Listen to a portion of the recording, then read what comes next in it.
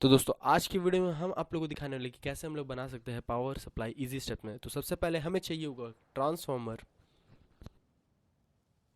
उसके बाद हमें चाहिए होगा एक इलेक्ट्रोलाइटिक कैपेसिटर। और अगर आपको इसका स्पेसिफिकेशन है तो इसका डिस्क्रिप्शन में मैंने दे दिया है। और फिर चार हमें चाहिए होगा डायोड पीएन जंक्शन। और लास्ट में हमें चाहिए होगा एक रेगुलेटर जो कि हम लोग यूज़ करें यहाँ पे LM7805।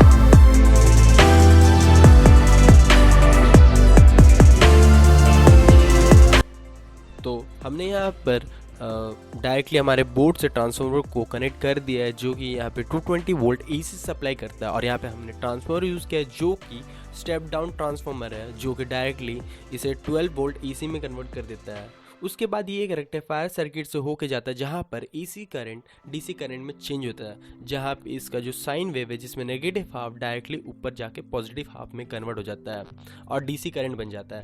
तो डीसी करंट को एकदम स्मूथ करंट बनाने के लिए हम लोग यहाँ पर यूज़ किए हैं कैपेसिटर जो कि एक फिल्टर का काम कर रहा है। तो जब ट्रांसफार्मर पॉजिटिव हाफ में D2 और D4 फॉरवर्ड बाइज में होता है तब ये कैपेसिटर को चार्ज करता है और आउटपुट करंट भी लाता है।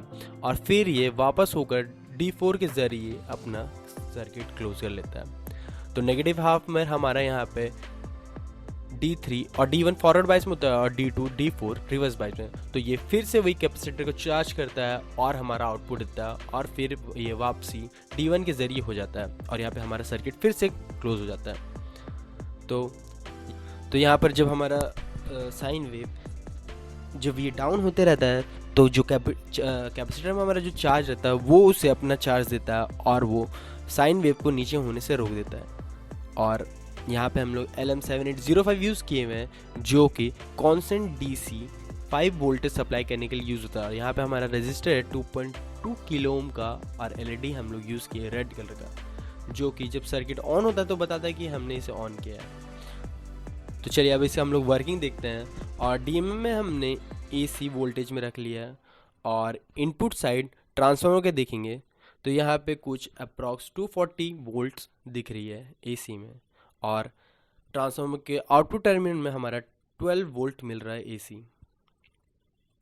तो अब रेक्टिफायर में हमारा AC से DC कन्वर्ट हो गया तो DMM में भी हम लोग DC वोल्टेज सेट कर लेंगे और फिर हम लोग देखेंगे कि हमारा ब्रिज रेक्टिफायर के अप्रॉक्स कितना आ रहा वोल्टेज।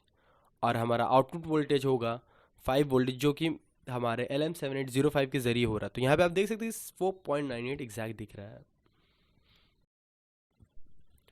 तो अब यहाँ पे हम लोग एक चीज़ दिखाएंगे आपको कि जैसे हम लोग स्विच ऑफ करते हैं वैसे ही हमारा LED तुरंत बंद नहीं होता, ये थोड़ी देर में बंद होता है।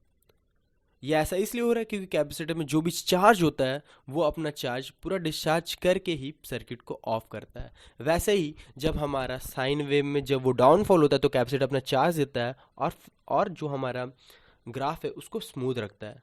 तो एक बार फिर हम लोग देखते हैं इसे बंद करके और आप LED पे देखिएगा कि जैसे ही सर्किट हम क्लोज किए कैपेसिटर अपना पूरा चार्ज LED के थ्रू डिस्चार्ज कर लेता है।